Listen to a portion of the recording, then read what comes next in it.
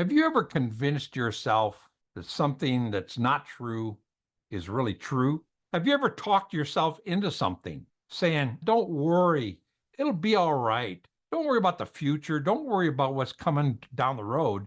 Just enjoy yourself now. Well, I've been there, and I'm sure you have. And today we're going to talk about that exact same attitude in the book of Isaiah. And we're going to talk about this idea of God giving a message to the self-deluded. And we're going to do that when we come right back.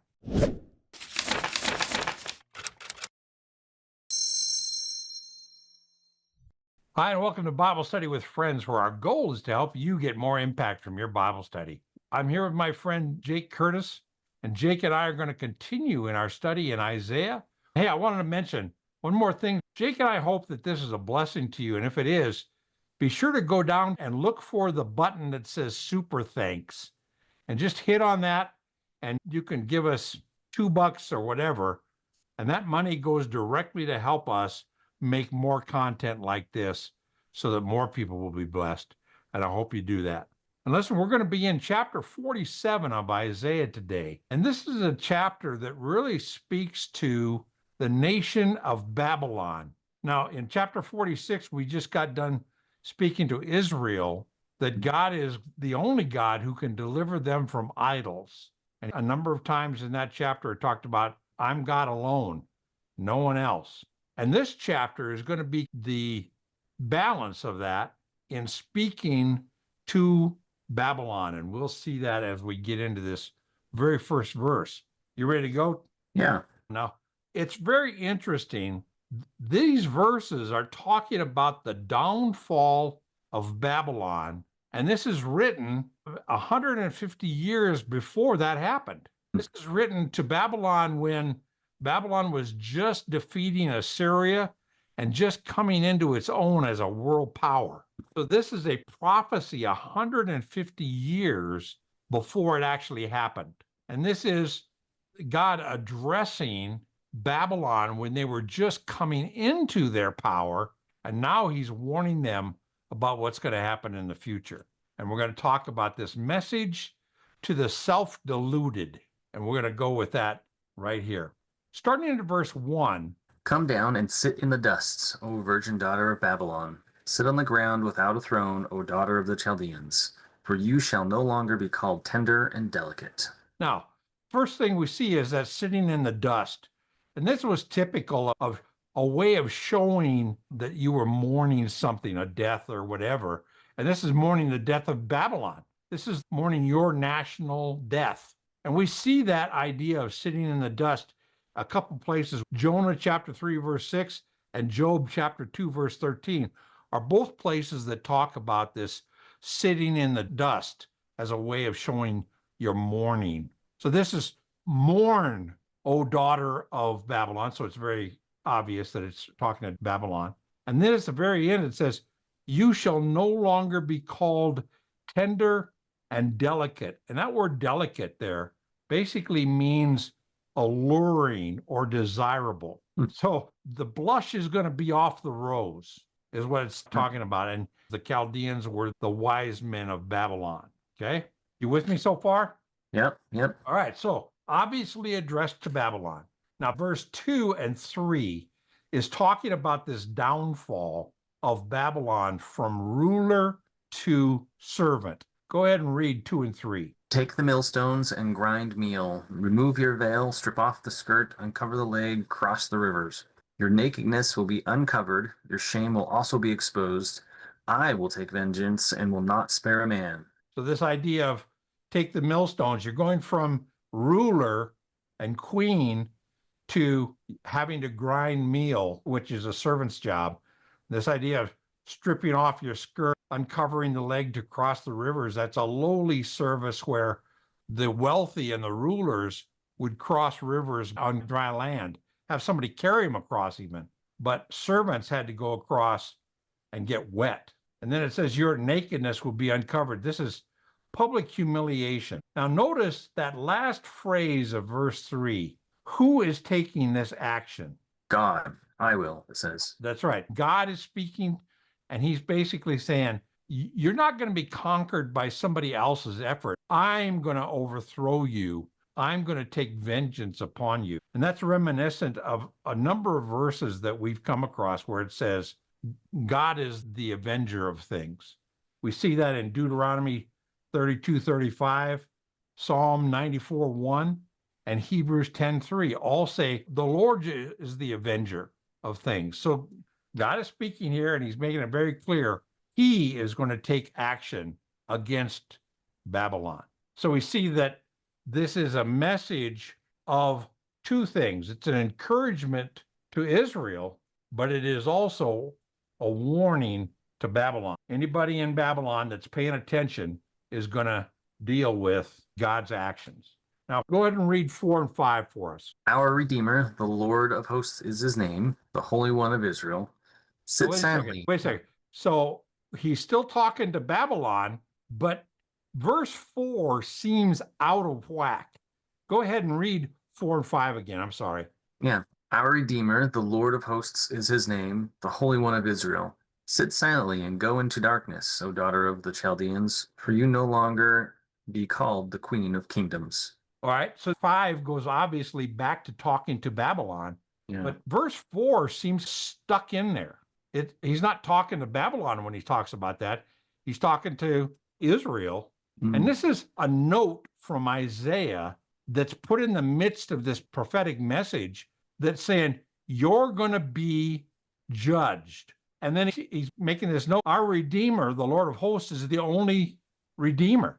And he's going to go on and talk about their potential redeemers. But a couple of things about verse 4 that are very interesting. You can go off and do quite a Bible study. This word Redeemer is used 13 times in Isaiah, from chapter 41 to chapter 63, this comfort section of Isaiah. And I wrote them over here in the margin. And 5 of the 13 times links our Redeemer with this term, the Lord of hosts. So 5 times I underlined those there as I went to those 13 verses. So you could stop and do a Bible study on those 13 verses, or on the 5 verses that link Lord of hosts with our Redeemer. Right. Just as a note that's saying in chapter 46 that God is the only Redeemer, and he's talking about judging Babylon, and this note is inserted that's saying, hey, the only Redeemer out there is the God of Israel. Now, if it continues on, you see it gets right back into the judgment. Do you see that? Yeah. Yeah. Speaking right back to it. Sit silently. That's again this idea of sitting in the dirt. And daughter of Chaldeans, you'll no longer be called the Queen of Kingdoms. This is a prophecy way ahead of time that they're going to lose their status as this fantastic kingdom on the earth, the Queen of Kingdoms. Yeah. When I read that, sit silently, that's exactly what I thought. They're not going to be a prominent nation anymore. Yeah. They're not going to be able to have influence. They're not going to be loud and having influence, like you're saying. Yeah. Yeah, that's exactly right. And this idea of sitting on the ground in the dust, you got no prominence, you got no authority. Then there's a comment in verse 6, again, addressed to Babylon, but it's addressed to Babylon in the context of what God just did to Israel using Babylon as a tool. So go ahead and read verse 6. And I want you to pay attention to the tenses here. Yeah. I was angry with my people. I profaned my heritage and gave them into your hand. You did not show mercy to them. On the aged, you made your yoke very heavy. Now, a couple things in that verse. It has moved from the future tense, I'm going to sit there, I'm going to do this against you, to the past tense. In the past, I was angry with my people, and I profaned my heritage. Now, what does profaned mean? I'm going to use your note over there and say to treat something sacred Yeah. with abuse or contempt. Yeah, now I looked it up in the dictionary, and it just means that I treated a sacred heritage with abuse or contempt. I used Babylon to perform abuse on my people, my heritage, and I gave them. So I was angry, I profaned, and I gave them into your hand. And you did not show mercy even to the aged. And you can see that contrast in chapter 46, verse 3 and 4, it talks about God being generous and taking care of the young and the old.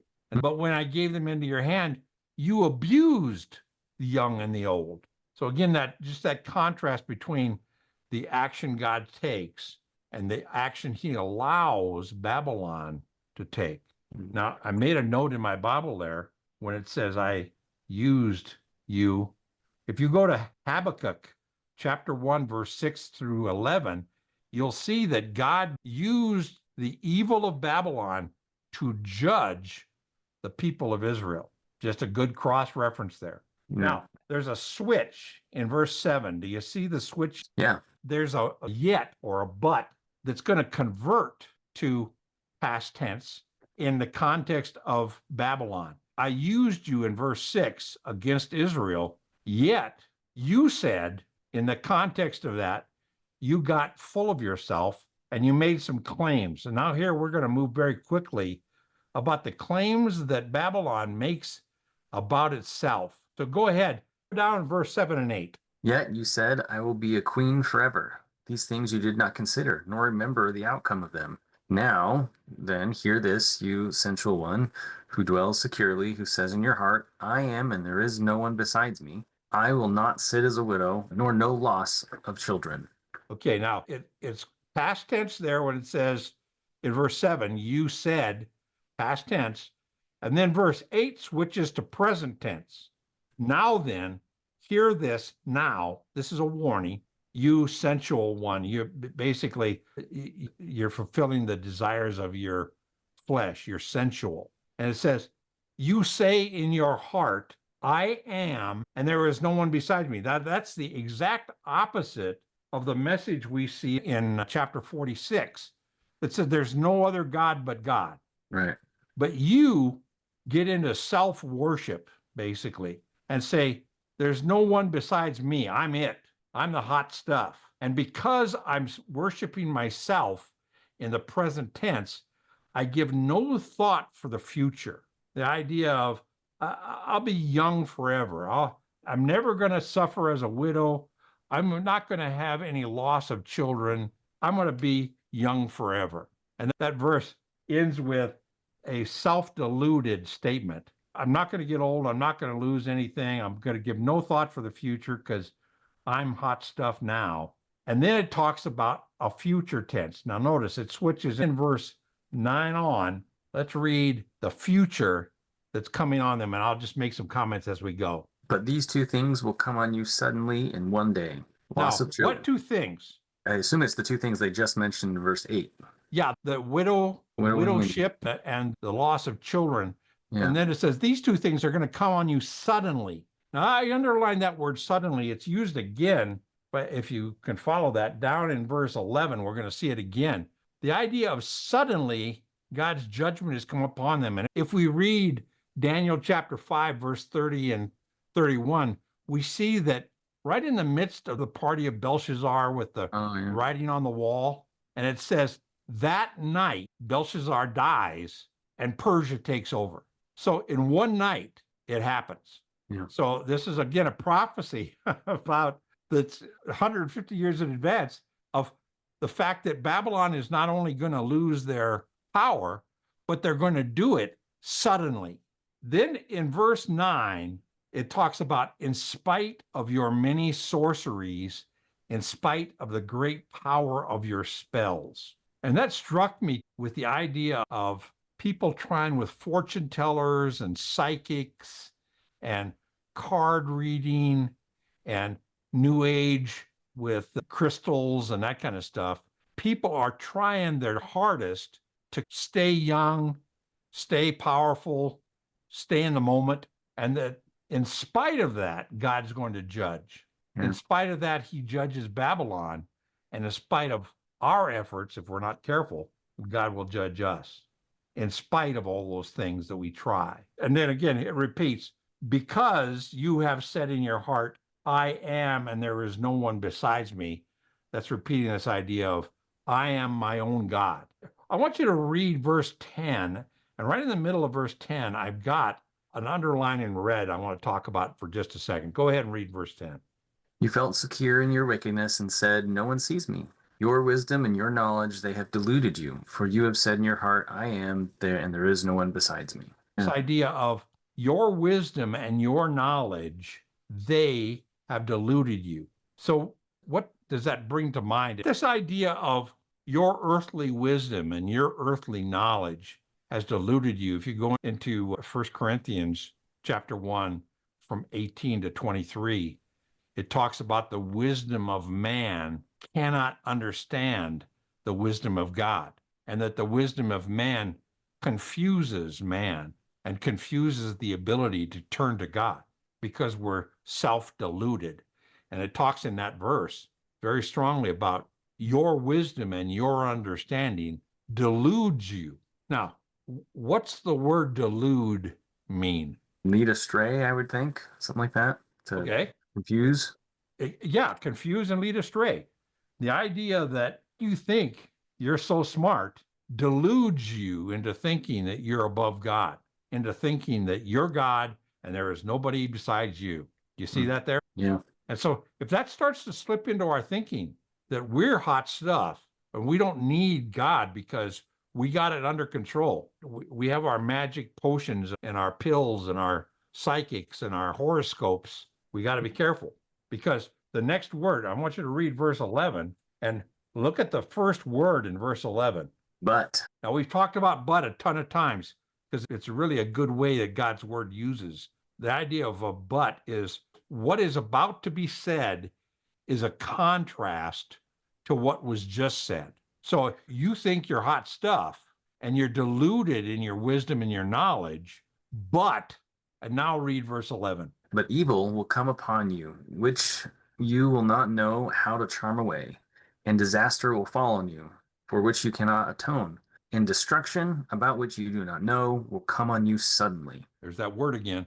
But this idea of my judgment is going to go beyond what you can understand, and you're not going to be able to figure out in your human wisdom what's going on. Then read verse 12 and 13.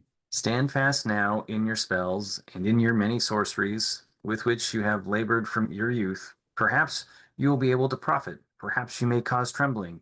You are wearied with your many counsels. Let now the astrologers, those who prophesy by the stars, those who predict by the new moons, stand up and save you from what will come upon you. So this idea in all this junk you've been trying to follow, do you see that? All this, the sorceries, the astrologers, the fortune tellers, the wise men, all those who predict by the new moons, this is astrology. Let them stand up and save you from what will come upon you. And they're not able to, obviously, because he says in the first phrase of verse 14, see if they can stand up and save you from what will come. Behold, they have become like stubble.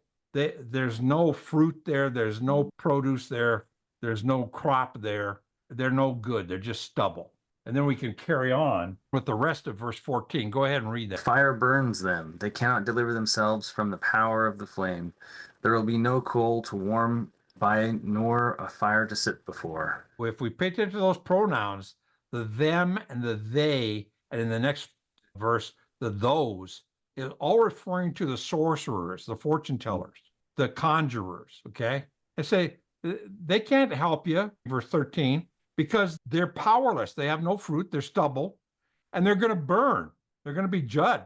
They cannot deliver themselves, let alone deliver you. Do you see that? Yeah.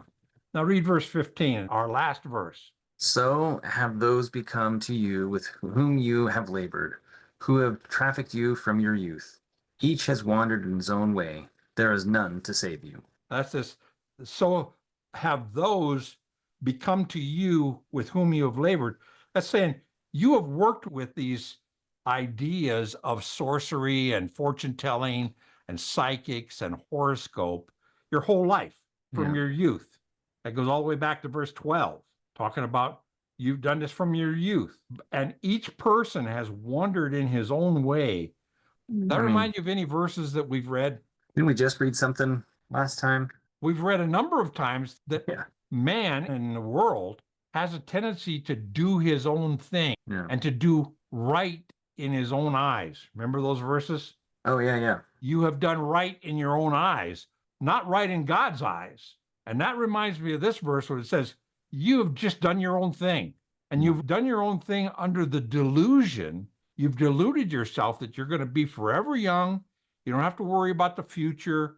You got it all under control with your horoscopes and trying to do new age with magic spells and that kind of stuff. And it's going to be worthless because you're going to be judged, and your power, your prestige, your youth, your vigor is all going to be taken away from you by God. So you as a nation need to consider, back in chapter 26, God is the Redeemer, God is the only God, and there's no one besides him. You see how that ties in? Yeah. So 26 was a message to Israel that God is the only God. 27 is a message to Babylon, a prophetic message that's going to say, you better be careful about thinking you're God, because there's only one God, and that's the God of Israel. We'll pick this up into the next chapter and see where this message takes us. Any observations, anything that struck you in this chapter? It was interesting. I wanted to go back and do a study on that saying where God says, I will take my vengeance, or I have my vengeance. That would be a really good, interesting, just to see the context of when he says that and who he says it to. Yeah, and in my notes there, if you go back, I left some notes. If you go all the way back to Deuteronomy 32:35, Psalm 94:1, and Hebrews. In fact, turn to Hebrews. That's a great verse because it basically is a quote of this. Go ahead. Hebrews chapter 10, verse 30. We know him who said, vengeance is mine, I will repay. And again, the Lord will judge his people. This is talking about judgment. This idea that judgment is my job, God says, not your job. Now, flip over to Romans chapter 12, verse 19.